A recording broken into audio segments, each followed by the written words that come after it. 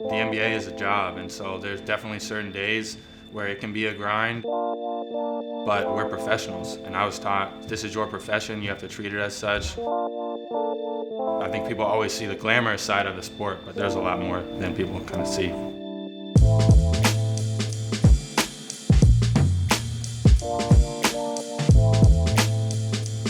There's not very many jobs in the world where you're competing every day for your spot on the team and your job.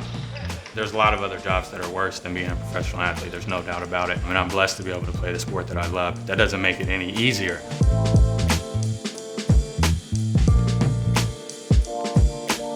I mean, I watch other sports, and so I'm a fan of other athletes, and you kind of just see them as just being an athlete and just playing on your favorite team or whatever, and you forget that there's other parts of life besides just your profession and your job. Imagine being at your job and making a mistake and then having to answer questions about that mistake over and over again. And so it certainly isn't the easiest thing to do. I think over time you get better at it. I think the biggest thing is just kind of owning up to it, taking responsibility, and then for me personally, just working extremely hard to try to make sure it doesn't happen again.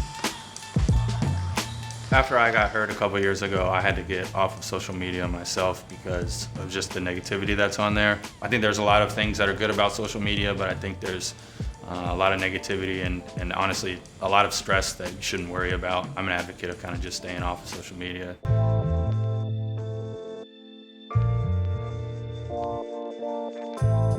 Especially in this profession, if you're not loving the work, if you're not loving playing the game, it's going to be hard to give it your all. And if you don't give it your all, you'll be replaced pretty quickly.